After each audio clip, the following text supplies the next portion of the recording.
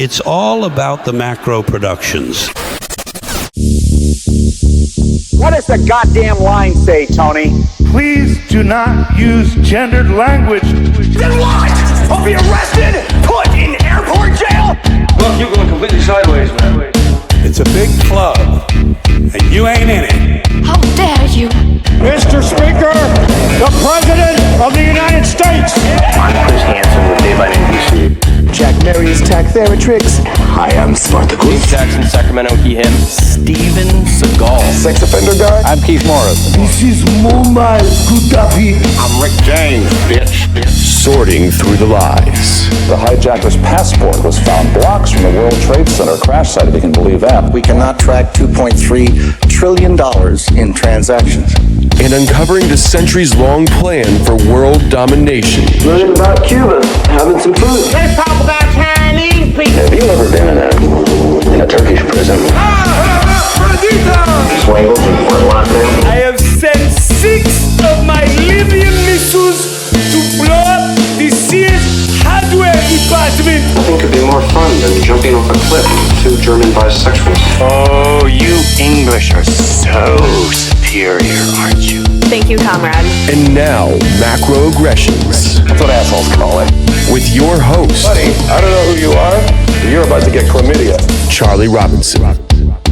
Hey, Whitey, where's your hat? You want to drop the blame on Charlie and say it's all Charlie's fault. He was a retard. I get some goddamn diuretic.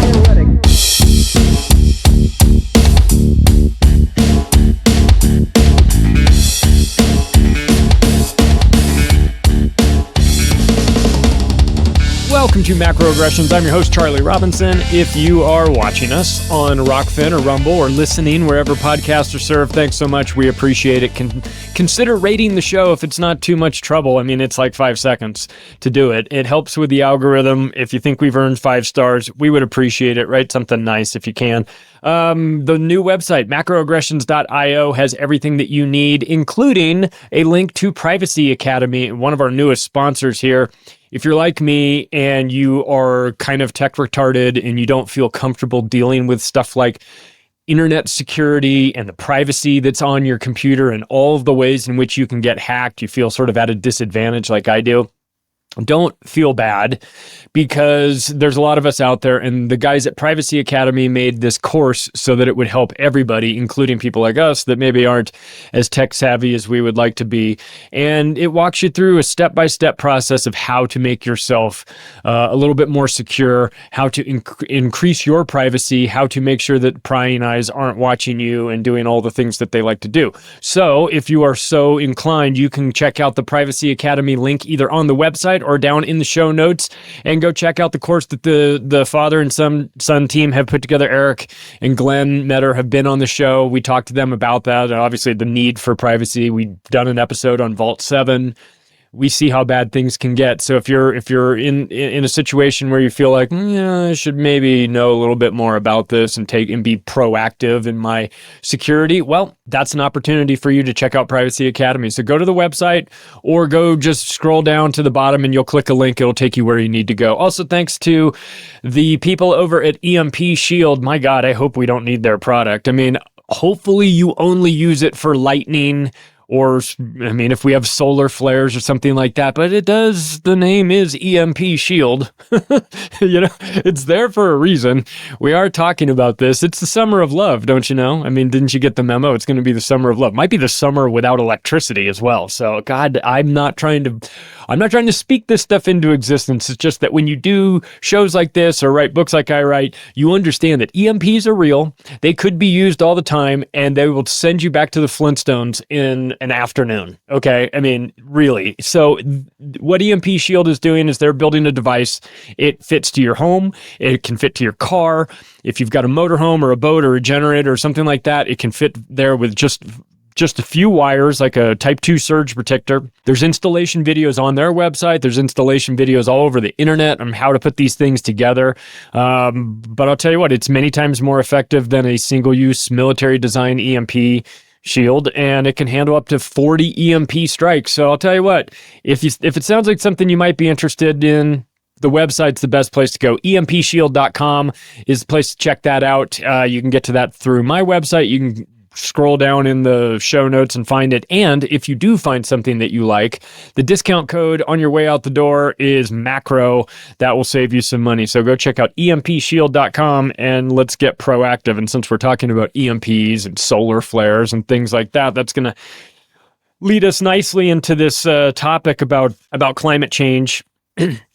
It's going to kill us all, didn't you know? Just kidding. The whole thing is a joke. And we've done an episode recently on that, on climate change. We've done several on it. And this is not meant to be, we're not going to start from the beginning with all this stuff. But really, one of the things I wanted to talk about was, I've mentioned in the previous episodes that this is never going away. The idea of like climate change and carbon, there's too much carbon dioxide in the atmosphere. This is just getting started. It's most definitely not going to go away during our lifetime. It's such a huge scam that it can't go away. It's the next funding mechanism. Fiat currency banking systems are falling apart. The US dollar is dead. Fiat is fake. It's the head of the snake, as Tony Arterburn says. So that scam is going to get retired at some point. I'm sure it'll continue in a central bank digital currency format in some way, shape, or form. But the pivot in terms of like, how do we, the globalists, steal a bunch of money and enslave humanity? Well, central banking has been fantastic for that, and it's worked very well. It's made them all extremely wealthy. Of course, they own the banks, they can print the money, but it gives them control. It gives them control of the way people behave, what they can buy, what they can't buy, the way they think about finance and everything like that. So central banking has done a great job for the globalists for the last 100 plus years, but there's a new carnival game, and it's climate change. And it's going to make them more money than central banking ever did, if they can pull it off. And the way they will be able to pull it off is if we don't understand the scam. And part of understanding the scam is to understand who is behind the companies that are pushing the scam. Because it's one thing when you hear like, I don't know, Planet Health LLC or something like that, and you go, oh, they're in charge of making the planet healthy. And then you go, well, who is this? I've never heard of them. And then you dig into the back and you go, it's financed by Bill Gates or what? I'm making this company up, by the way. But you know what I mean? You dig in, you go, oh God, it's all these people again. They're not helping the planet. They're destroying the planet. So you're going to see a lot of companies, organizations, public-private partnerships, just NGOs that sprout out, all of these new corporations that are they're coming to save the planet, don't you know? And that'll be the sales pitch. And so in order to sort of get yourself a couple steps ahead of this, I think it helps to know who the players are. We'll talk a little bit about that. And sort of what is being, what the agenda entails, who's organizing it, who's financing it. Really important to find out who that is. And then, in what their strategy is. And what you see right now is that the agenda is being put together. It's been put together since the 70s, of course, with Club of Rome and all of that. And you see some of those supervillains making appearances again here in the 2024 and beyond. So you'll hear names like Club of Rome and the United Nations, and they're still involved in the World Economic Forum, deeply involved in this. I mean, they're the leaders in it. But let's not lose sight of some of these newer companies and organizations that pop up that have innocuous sounding names and that you don't really know who they are or what they're doing. Well, we're going to talk about them.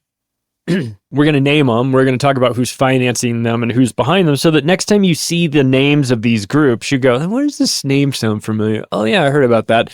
This is no good. Or, who's this guy? Hal Harvey. Who's Hal Harvey? I've never heard of Hal Harvey before. Oh, really? Well, after this episode, you're going to know all about this guy. What's the Global Footprint Network? What's Climate Central? Climate Central, you say? I think I have that on my cable television. No, that's Comedy Central.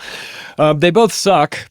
And they're both not going away anytime soon. And we'll get into all that. So, it's I think one of the things that you have to sort of understand from the start is that in order to push this climate agenda, it's not going to be done just by governments. It's beyond that. It's too big for just governments. And governments, members of the government come and go. Some get elected, some stay a little longer, but for the most part, it's a revolving door. So you can't really you can't entrust the government necessarily to be the only ones in charge of pushing this climate agenda because, presidents come and go, policies come and go, the way they view their country, we're socialists. No, we're constitutionalists or whatever we are. Here in America, we're nothing. we're a burning dumpster fire of LARPing socialists, retards, and God knows what. So you can't just leave it up to the government to make these changes. You have to have what they call public-private partnerships. This has been a huge push by the United Nations. This is really at the core what the World Economic Forum is about, is this public-private partnership. They're talking about, like, how do we get all of these massive corporations, these really powerful corporations, to work through us and work with these governments on shaping policy, right? And with the World Economic Forum, you can see this just as a prime example. When you look at their list of corporate sponsors and you see what they're trying to build, essentially a company store, where if you're either in with them or you get locked out when the new world takes shape. This is the direction it's going with climate as well. And of course, the World Economic Forum is deeply involved in the climate agenda. We'll get to that, but I think that you're going to see these climate boondoggles, or like the old bridge to nowhere in Alaska, or the high-speed rail train to nowhere in California. You're going to get these climate trains to nowhere as well. Where you get 8 years down the road and someone takes a look at it and they go, "You guys have spent $14 billion on this project, and what do you have to show for it?" Like, "Oh, well, we thought about building some windmills." Like, did you? So and then we had Solyndra with Obama and that solar scam where he put $1 billion into that place and it just up and vanished. Probably, definitely didn't wind up in his pocket or in the Cayman Islands somewhere. So, climate change is a grift in and of itself. Carbon taxes, when you drop that on top of them, is just, it's like an accelerant, So carbon taxes are going to make these people a whole lot of money. And so in order to do that, in order to set up the framework, we're in the early stages of that now. So what you're finding is that the people are, these corporations, these wealthy oligarchs, the people that want to, make money off of climate change, they're investing right now in shaping legislation because they see a 50-year gold mine, and that they can lock out all their competition as well. It's a massive grift. So, but right now is the time where listen, if you've got a 50-year gold mine, then you're going to have a gold rush as well. And what we have right now is a climate gold rush. And so there's a lot of people, corporations, NGOs, positioning themselves to be the ones that work with the major players in this, whether that be the government or the major corporations that are driving it or the NGOs that are driving it. They want to be the ones that are picked to drive this climate change policy going forward because they know there's so much money there.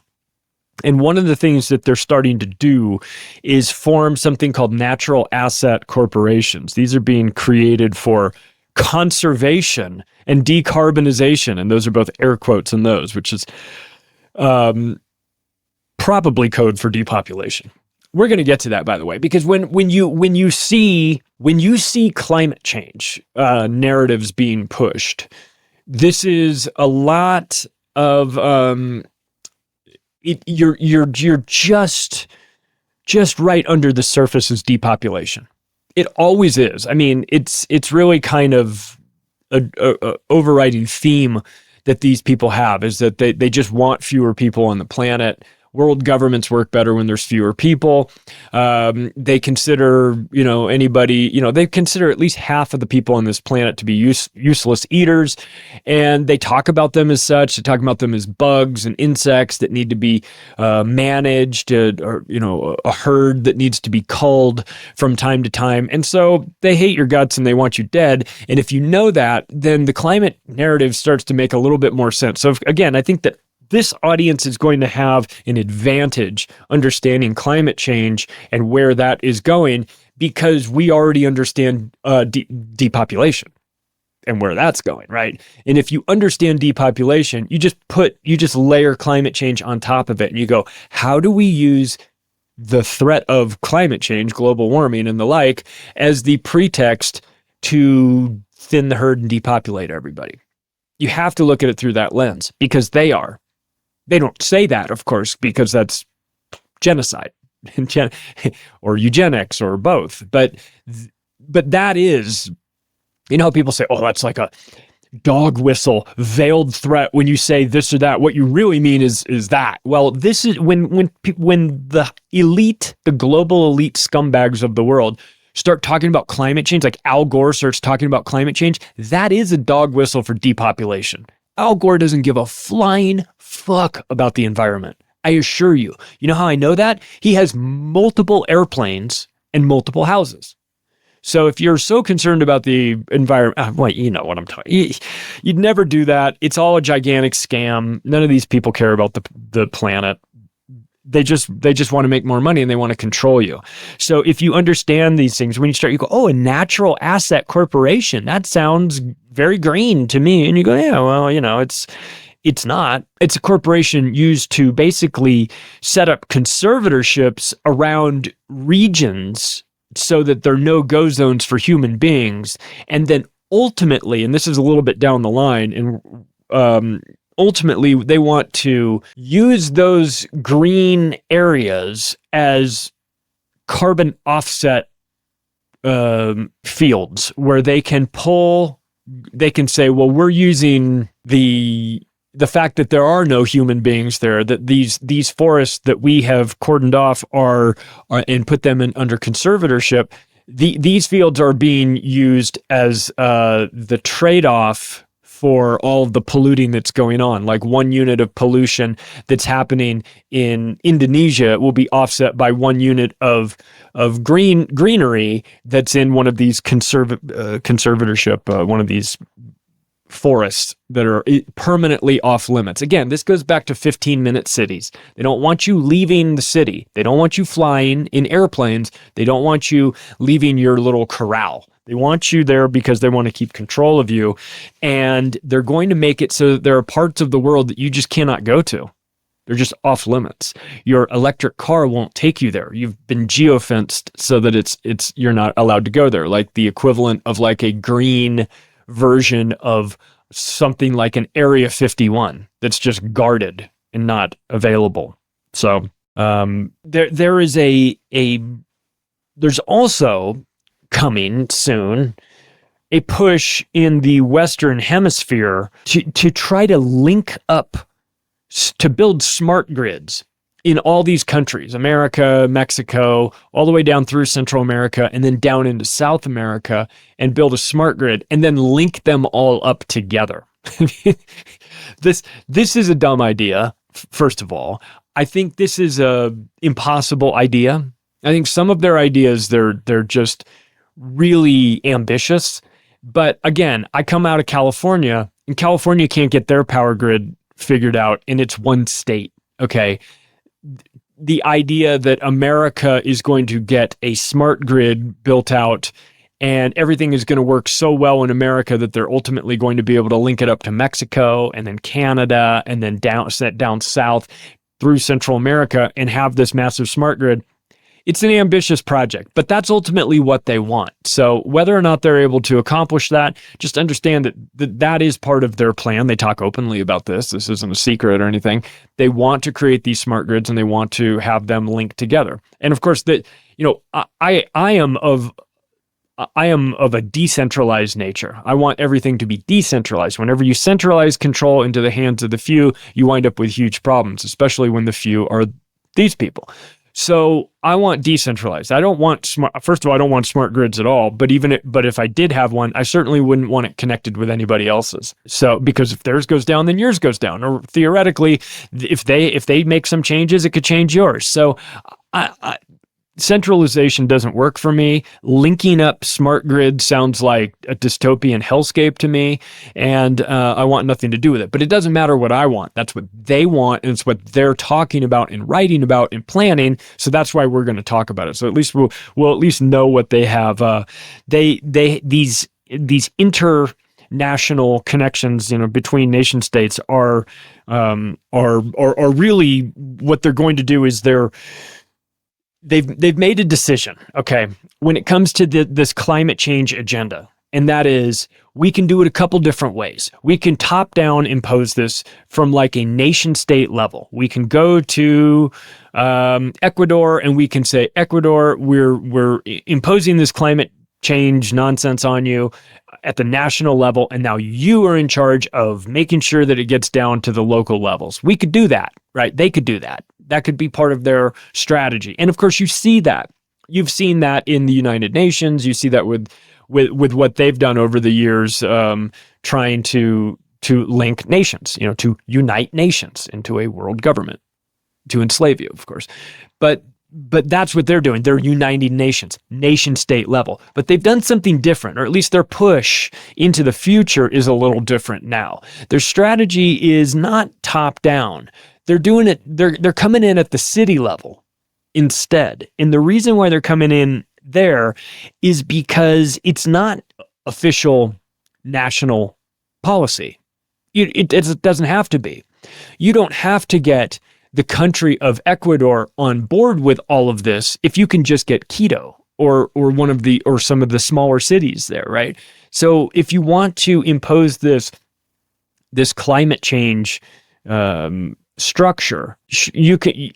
My assumption is that they're going to try it a variety of different ways. But currently, what they're doing is that they are planning to hit this at the city level instead of at the nation state level, and they think they're going to be more effective with it. And I can't say that they're wrong. I think that what you do if you're, and I'm not trying to give these lunatics any ideas, but I think that would be the strategy, that you would go in, get the people involved, right? Go in at the city level and get all of the actual people using this, and then get that normalized. And at some point, then the nation state itself will have to sort of get on board with it because the people are already complying with this. So you can go after the bosses if you want, and that's probably not the worst idea, but hitting it from the city level is going to present big problems. And of course, the United Nations has been starting to do that too with the Resilient Cities program that they put out a while ago. It didn't really go anywhere, but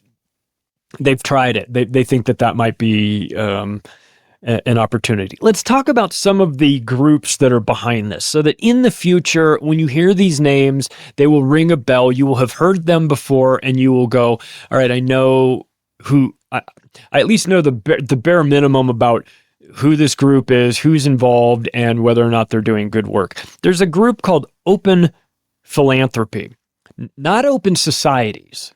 Open Societies is George Soros. This is called Open Philanthropy. There's no philanthropy going on here. So don't get it confused with Soros. I mean, he's involved, of course, but that's not what we're talking about here. So what this group is, this is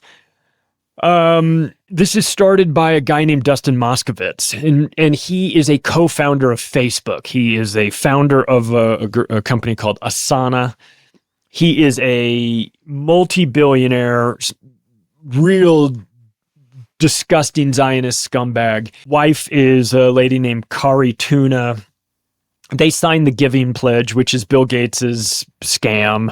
And he is, so he is in charge of giving money, pushing climate, among other things. But this is one of his big, we're talking about climate. So in this regard, we'll talk about how Open Philanthropy is focusing on climate. So what they do is they've got a bunch of money. He's got billions of dollars from Facebook stock, and what they do is they give money out. So this is who they've given money out to. Let me just run this by you. If this is if you had $1 billion to give out to a bunch of organizations. In your mind, just keep a running tab of who you would give money to. I'm pretty sure that none of these groups would be on your list. He's given money to the World Economic Forum, but that's not a surprise. He's a member there. He's given money to the Brookings Institute, the Carnegie Foundation, the ACLU, the American Civil Liberties, whatever they are, ACL. American Civil Liberties University Institution. I don't know what the U stands for.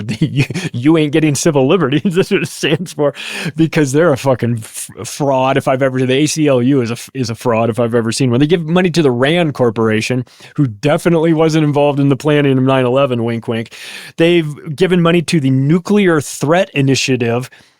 And when you hear something like the Nuclear Threat Initiative, they're trying to work on preventing the nuclear threat. Like, no. They're the ones threatening you with nukes, okay? It's the exact opposite.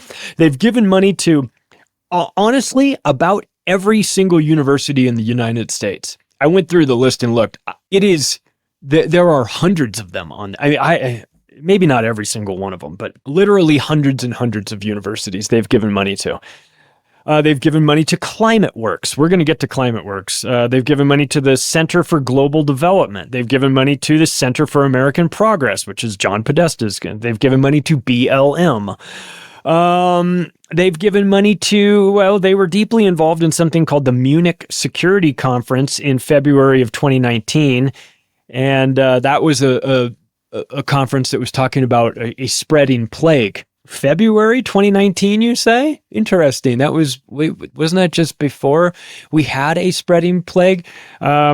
He's been involved in the 2020 Preventing Global Catastrophic Biological Risks.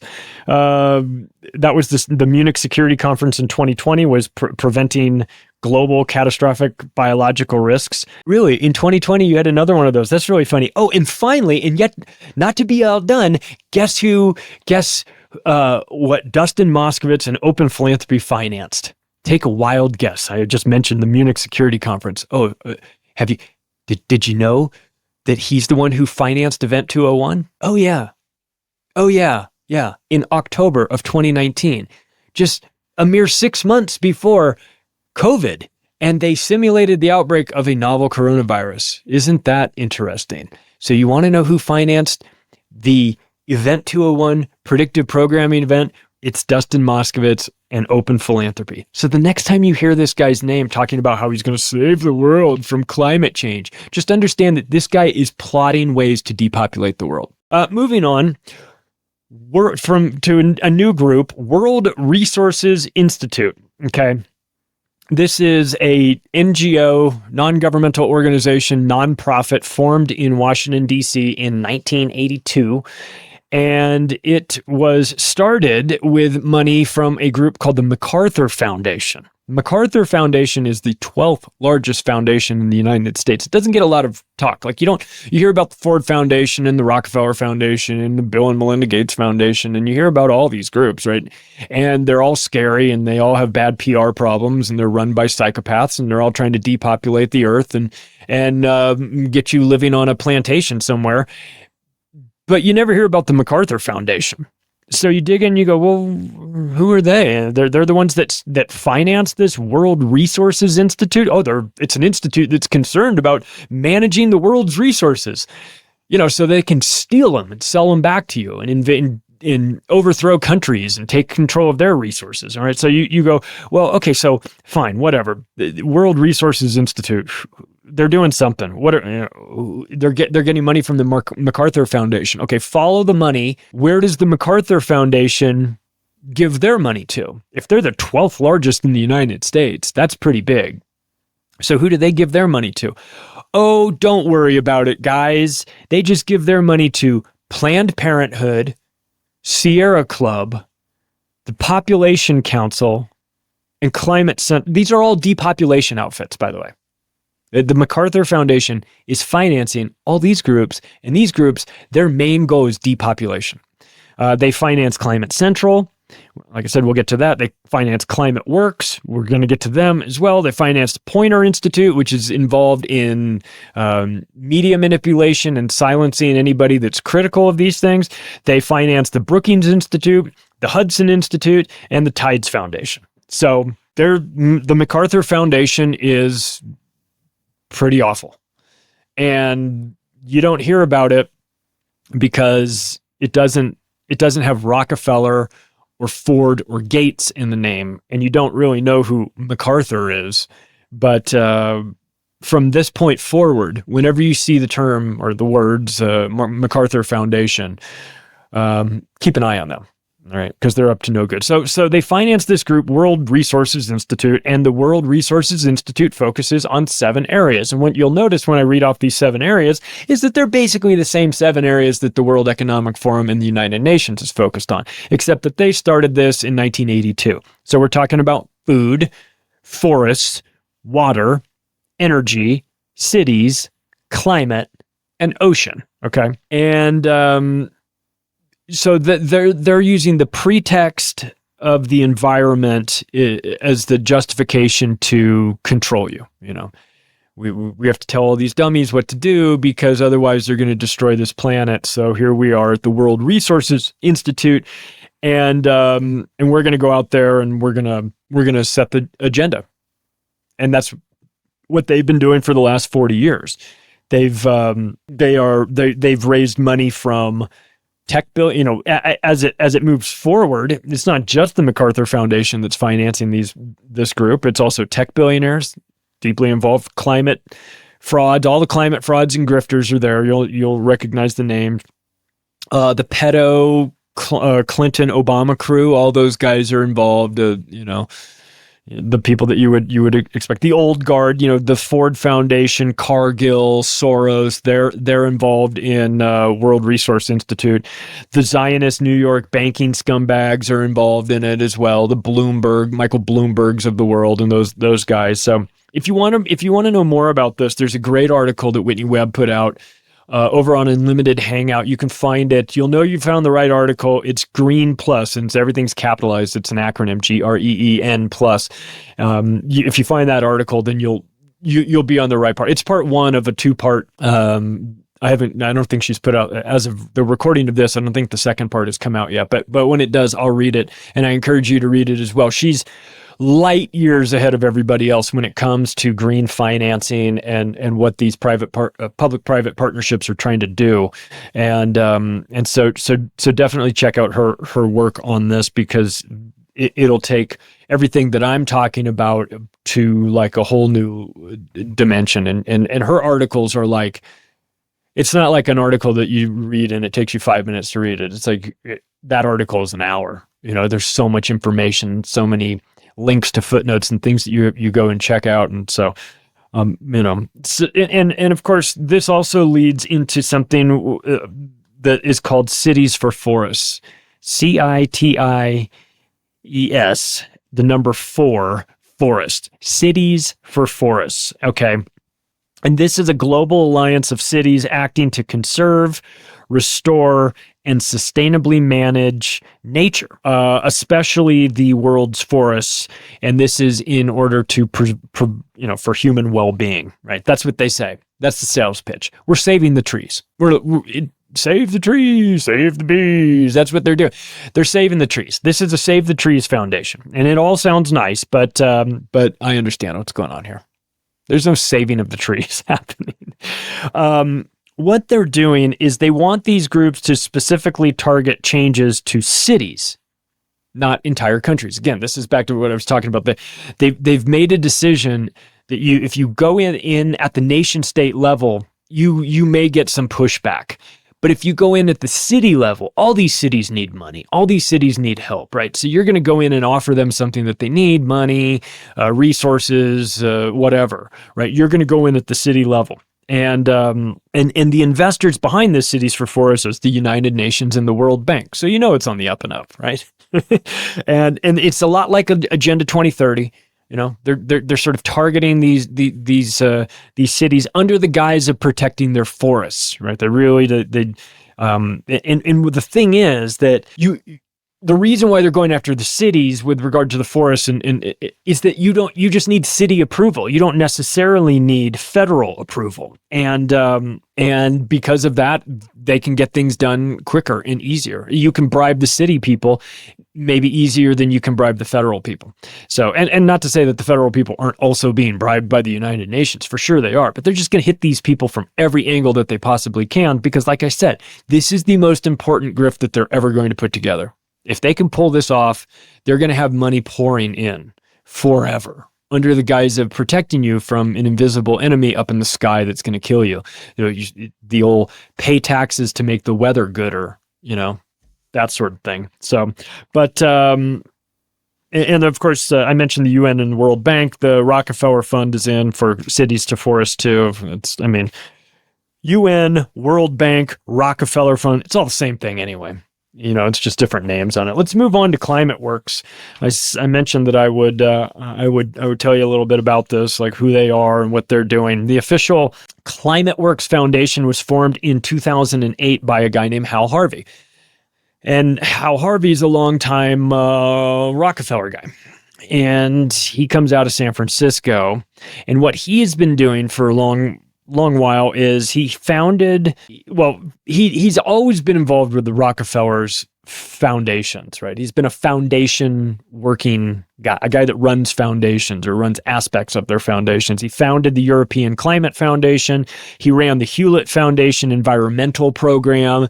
He's behind the energy issues that they're having in Germany. You know how Germany's having these we're going to shut down all our coal power plants and we're going to slit our own throats and we're going to be fine, even though the Nord Stream pipeline got bombed out, and we're going to, and then you start to read these articles about Germans are out cutting down trees out into the forest and everything. Hey man, you might want to clear that with cities for forests. They might have a problem with you cutting down the forest. But the guy who's in charge of screwing Germany with regard to energy is Hal Harvey. He's been deeply involved in this for a while. So he's the problem. He's the reason why they have these problems. He's close with Bill Gates. And what he has done with ClimateWorks is basically create a foundation of foundations. Okay. I mean, I despise these foundations to begin with. So I'm going to hate this one extra hard, because if you're the foundation of the foundation, then by definition, you're already annoying the shit out of me. So they raised money to start ClimateWorks from other foundations, right? This is why they say, so the Jeff Bezos Earth Fund, he cares about the Earth, everybody, as he's trying desperately to escape and get off of the planet. The Chan Zuckerberg Initiative, they love initiatives. The Gates Ventures, the Cargill Foundation, the Bloomberg Foundation, the Ford Foundation, otherwise known as the CIA. Open Society, that's Soros. Open Philanthropy, that's Dustin Moskovitz. So they're raising ClimateWorks, the foundation of foundations, is raising all this climate money from all the other climate foundations out there too. So this is, there's like a super PAC of climate grifters bundling all of this money to do all kinds of things with it. And you ask, what are the all kinds of things that they're... Well, I'm glad you asked, because one of the things they use this money for is to bribe people. Just straight up bribing people in order to change the laws in certain countries in order to benefit the carbon cult. So that's what they do. They have deployed $1.3 billion to more than 600 grantees in over 50 countries, right? So what that means is they're granting money to people to help change the world. No, they're bribing people to change legislation. That's what they're doing. That's what you do first. Go in there and rekey the locks, right? Get into that house, change the locks out, rekey it so that nobody else can get in there. That's what they're doing first and foremost, is change the legislation so that it all benefits them, keeps them in, locks everybody else out. That's what you do first and foremost. Turn the alarm system off and rekey the locks, right? So that's what ClimateWorks has done. And they have a shitload of money to do it. I mean, they've already spent $1.3 billion to make this happen. And what they found is that climate change lobbyists are a tremendous value. And when I say bribing, I don't even necessarily mean like a guy with a suitcase filled with cash. I mean lobbyists. That's a form of legalized bribery. Contributing money to a campaign, somebody's political campaign that you've, put in a position to excel.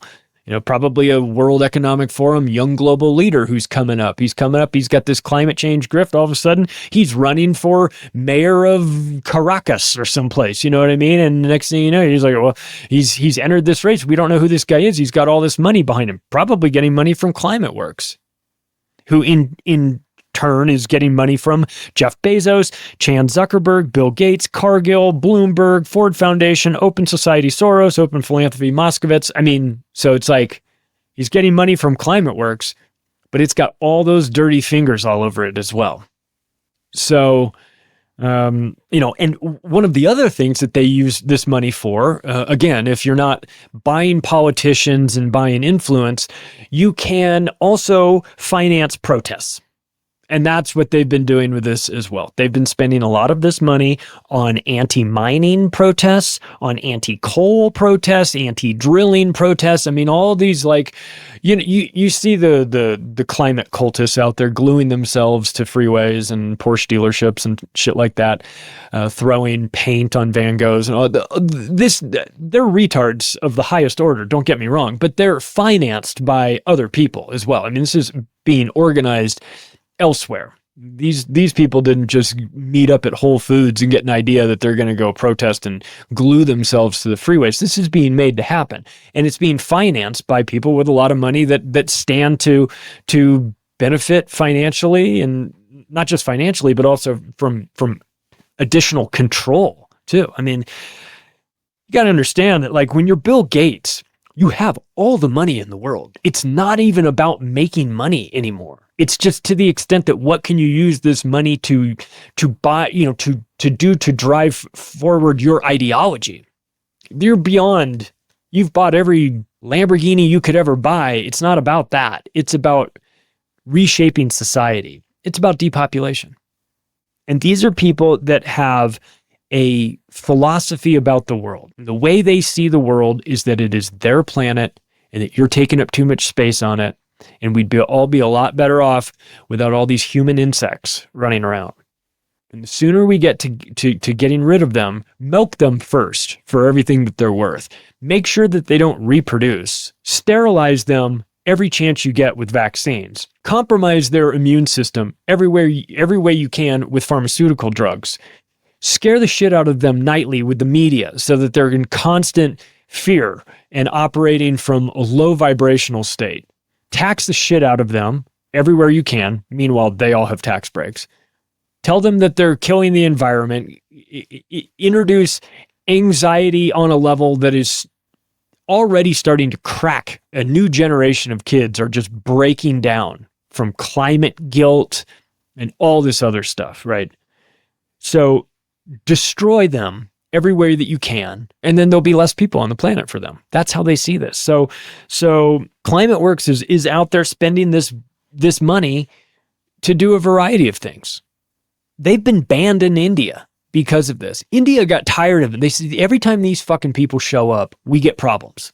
We get problems with our mining. We get problems with our, with all of the drilling and all this stuff. Whenever you people show up, we get problems. So we're banning you. Like they did with Gavi, with Bill Gates. Every time you show up, 496,000 kids wind up getting non-polio paralysis from the polio shots. And the other tens of thousands of kids that the Bill and Melinda Gates Foundation and Gavi have killed, they pay out the bare minimum that is required by Indian law for a dead kid. That's $1,000. That's what a life is worth to them. Okay. So India has thrown Gavi out, and India has thrown ClimateWorks out because India is at least paying attention. For all their problems, they're at least paying attention. But don't worry, everybody. If ClimateWorks wasn't setting off alarm bells already, just wait until you find out who the chairman of the board was. John fucking Podesta. Okay. So, I mean, I guess you can blend climate change and pedophilia. I'm not really sure how that works, but John Podesta is a known pedophile, Right, Skippy? We know about you. So who else has ClimateWorks? So they take in all this money from these groups, right? The foundations that I mentioned, because after all, they are the foundation of foundations. And they spend a lot of it on lobbyists and financing protests and buying politicians and all that good stuff. But then they also spend this money as well. Since they're a foundation, they deploy money to other groups and organizations in order for them to fulfill their missions. So I'm going to read off the list of groups that ClimateWorks sponsors, and you tell me if you think that they're on the right side of humanity or not. Okay, starting number 1, Rand Corporation, Sierra Club, World Economic Forum, World Resources Institute. We just got done talking about them. Aspen Institute, Center for American Progress. That's John Podesta's thing again. Of course, they're going to donate to him. He's the chairman of the board of ClimateWorks, or at least he was. C40 Cities, Atlantic Council, Greenpeace, United Nations Foundation, Amnesty International, World Wildlife Fund, Rockefeller Brothers Fund, the World Bank, and Johns Hopkins. I mean, this is depopulation, deep state, all over the place. Depopulation. Sierra Club, World Economic Forum, Aspen Institute, Greenpeace, World Wildlife Fund, World Bank. I mean, they're all tangentially depopulation outfits. I mean, they're all 1 degree of separation away from that. So let's move. I know it might get a little confusing to move from ClimateWorks over to Climate Central. It sounds a bit like a television channel, and it kind of is. If we're being honest, Climate Central is a propaganda outfit that is tasked with, quote, making climate change personal. We have to make it personal through compelling visuals, which I think most reasonable people would describe as overt climate propaganda. Okay, let me tell you what they do, and then you're going to go, oh, I knew this was happening. I just didn't know there was like a name for it. I knew that something was going on. I just didn't realize it wasn't like the actual mainstream media just doing this all on their own. Okay, and what I'm talking about is this. Have you seen the weather on your local news lately, or national news, any news, where you get the television news with the weather and the weatherman, right? And maybe you have seen the memes about this. Do you remember when they would show the map of the forecast for today? You know, here's the map of your area, and it's like, and there's colors associated with the degrees of the, you know, blue is always kind of cold and red is always warm, right? So it might be a little yellow because it's, you know, 75 degrees. Maybe it's a little orange. Maybe it's 80 degrees. Oh, it might be red because it's 90 degrees. Have you noticed that in the last 10 years or so, the visual graphics that they show for these have turned into like purple, bright red, blood red, and everything is more dire. They've ramped it up. They've changed all and then you'll find the meme where they show, and the meme that I'm talking about in particular was like the UK weather, all right? And they had like a picture of like the, you know, the UK on one side, and then another picture of the UK. In both cases, it's like a meteorologist, a weather person standing in front of it. And one was like 2008 and one was like 2022 or something. And it's the same temperatures on both of them, right? Except the one from like 15 years ago, the colors were like greens and oranges and a little bit of red. And the other ones were like bright red and purple and definitely dire. And it looked like you're cooking. The temperatures were identical in both of them. There was no difference between the temperatures. It's just the perception of how they want you to feel, right? So because listen, they got to make climate change personal. That's their mission statement. They need to make it personal by scaring the shit out of you, to tell you that the weather is going to kill you, that it's summer. Oh, it's summer. Summer. What are we going to do with this summer heat? Oh, it's the hottest summer on record. Deadly summer heat. It's fucking summer. You know what I mean? It's on a calendar. It'd be one thing if we were having 110 degree days in Southern California, you know, in Palm Springs, where I grew up, where it's 110 every summer. It'd be one thing if it was 110 in January, right? At that point, I would say this is alarming, but it's always 110 in Palm Springs in the summer. So the fact that they're like now all of a sudden trying to say, oh, this is catastrophic heat. Yeah, it's hot. It's always hot there. That's not the problem. The problem is you guys are trying to make 90 degrees feel like 190 degrees. You're trying to make it look like that or get people to feel that way. And so it's manipulation. It's propaganda. It's what they do. So they target weathermen, Climate Central, the company. They target weathermen like Al Roker when he's not shitting his pants again, to make their visuals seem more dire. And it's not just the temperature, right? It's the sea level rise. It's all of that, you know. These are the people that are in charge of climate propaganda, Climate Central. Like Comedy Central, but it ain't funny. Not that Comedy Central's funnier anymore. They got rid of Chappelle and the whole thing fell off the cliff. So you go, okay, all right, fine. Well, I believe you. I believe you that there's a company called Climate Central out there doing all this propaganda. But if you say so, I believe you. Well, would you like to know who they're financed by? Because again, if you think that I'm making this up, that's fine. But they are financed by the MacArthur Foundation. We just got done reading off all of the groups that the MacArthur Foundation was involved in financing. And it's Planned Parenthood and Sierra Club and Population Council and Poynter Institute, Climate Central, Tides Foundation, Brookings, Houston, Hudson Institute, Poynter Institute. So again, depopulation companies. They love depopulation and they love lying to you. So Climate Central is financed by the MacArthur Foundation, the Hewlett Foundation, depopulation, the Tides Foundation. Have you heard of the Tides Foundation? And I'll finish up. And also Eric Schmidt Family Foundation, the former CEO of Google Alphabet. So it's like a foundational gangbang here for Climate Central, right? MacArthur Foundation, Hewlett Foundation, Tides Foundation, Eric Schmidt Family Foundation. So I mentioned tides. You go, oh, is it about the ocean tides? Not really. No.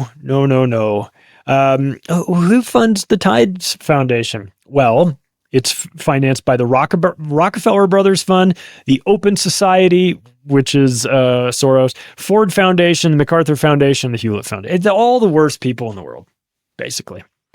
Again, my point of all of this is that there is staggering amounts of money flowing into the manipulation of climate change. They want you to feel a certain way about it. They need you to feel a certain way about it. They need you to see the visuals on your news and see that the colors of the map are all more dire and everything is definitely more serious now, even though the temperatures are the same. Sea level rise. We have to show you all the sea level rise. Sea level hasn't risen. There's no global warming.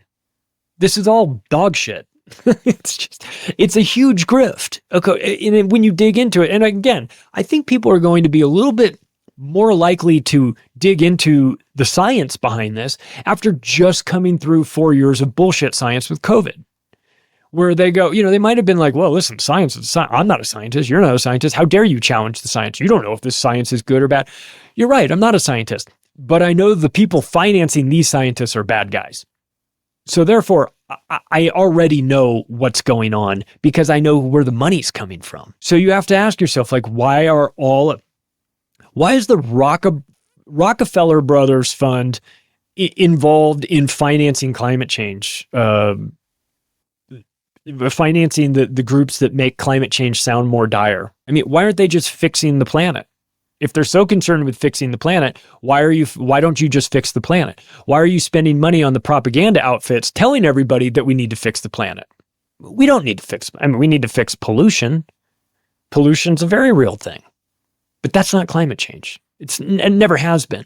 All those emotions that you feel about pollution have been hijacked and used to weaponize climate change against you, to get you feeling the way you feel about pollution. Oh, we shouldn't be belching all this smoke, and we shouldn't be polluting the rivers and the oceans. No, I agree with all that. Of course not. We shouldn't be doing any of that stuff. That's not climate change. And they want you to they want to conflate the two. They want you to be unsure about what that is. Just to wrap up here on Climate Central, with all the weathermen. By 2021, just about every single television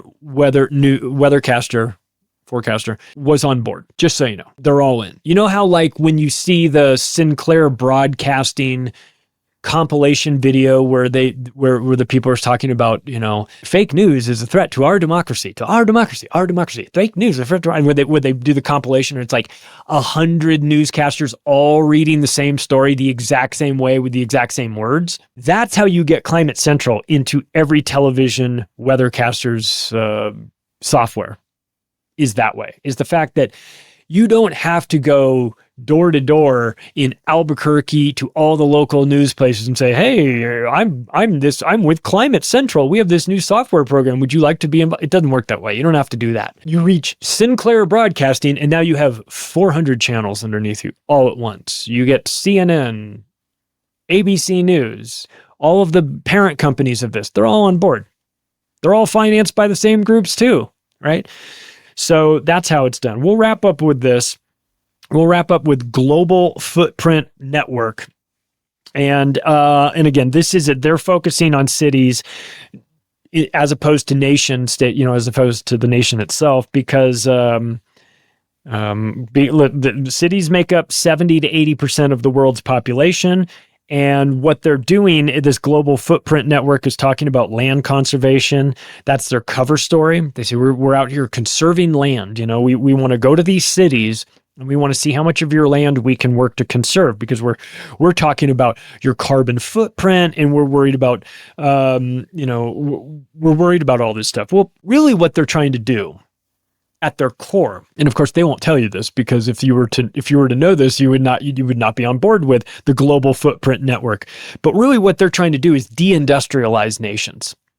Okay? They're trying to do that and get you. They're not going to deindustrialize themselves, we know that, but they are going to try and deindustrialize cities to the extent that they can, and get them feeling this climate guilt, and to get them to incentivize them as well.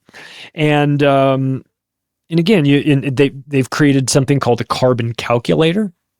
It's nonsense, of course, but you're going to have a carbon calculator that will allow you to see just how much you are contributing to murdering Mother Nature, you diabolical bastard, with your unrecyclables, and whatnot. So they're doing this, and you go, okay, we're Global Footprint Network, fine, whatever. Who's in charge of it? Is it a group of do-gooders? Is it a group of people that really do want what's best for the world, or is there something more nefarious to the Global Footprint Network? I mean, you tell me. Tell who's running it. All right, well, I'll tell you who's running it. It's run by a guy named Andre Hoffman. Have you ever heard of him? Probably not.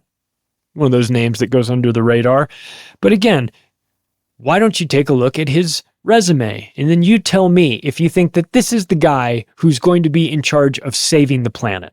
He spent the last decade with the World Wildlife Fund, the WWF. That was started by Prince Philip and Prince Bernhard of the Netherlands as a depopulation outfit to murder society, to get rid of the riffraff, okay? So he spent a decade with the WWF, not wrestling. He was board of trustees, World Economic Forum, and Chatham House, which is the British version of the Council on Foreign Relations. He's the vice chairman of Roche Pharmaceuticals. He is a member of the 1001 Club, one of the most dangerous groups in the world. He is a member of the Club of Rome, and he's worth $5.7 billion. So I just part by this narrative hook, line, and sinker, but I have a really hard time envisioning a world or a scenario in which a guy who's worth $5.7 billion, who is a member of the Club of Rome, which is depopulation, spent a decade with the World Wildlife Fund, which is depopulation, who sits on the board of directors for the World Economic Forum, which is deeply involved in the Fourth Industrial Revolution, which is transhumanism, which is the code word, the rebranding of eugenics. Eugenics is depopulation. He's a member of the 1001 Club. I'm sorry. I just don't envision a scenario in which this is one of the good guys, okay? The person who is in charge, whose entire life revolves around depopulation, is going to save you? He's going to come help you he's going to come save the planet? Why would you ever think that, right? Look, all right, I'm going to end it with this. I think that, it's important for us to understand the business behind climate change, because there's a huge profit incentive here. And when you do that, when you see that much money at play, you are chumming the water for these sharks to come in and start to do the things that they do.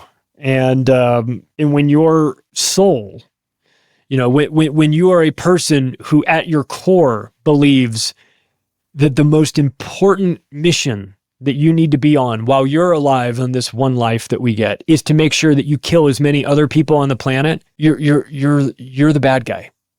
Okay. So Dustin Moskovitz from Open Philanthropy and Bill Gates and the MacArthur Foundation and the Hewitt Foundation and the Tides Foundation and Eric Schmidt and all these scumbags, they want you dead. Okay. They want you dead. And they're not shy about pointing it out. You just need to really know where to look. So look, I'm not trying to freak everybody out or bum you out or anything like that. But again, when you start to hear these names, I want you to be able to have some sort of tie to them where when you hear Climate Works or Climate Central and you hear me goofing on the names and talking about how it's, it sounds ridiculous and everything, just remember it, because climate change is eugenics disguised as a charity. And the sooner you figure that out, the better off you'll be. Hey, if you like this episode, you can take the additional step right now of sharing it with your friends and family. Rate the show, for God's sake. Holy crap. We give it to you for free. You get what you pay for. If you want to connect with me, the website, macroaggressions.io. Thanks, everybody. I'll talk to you again soon.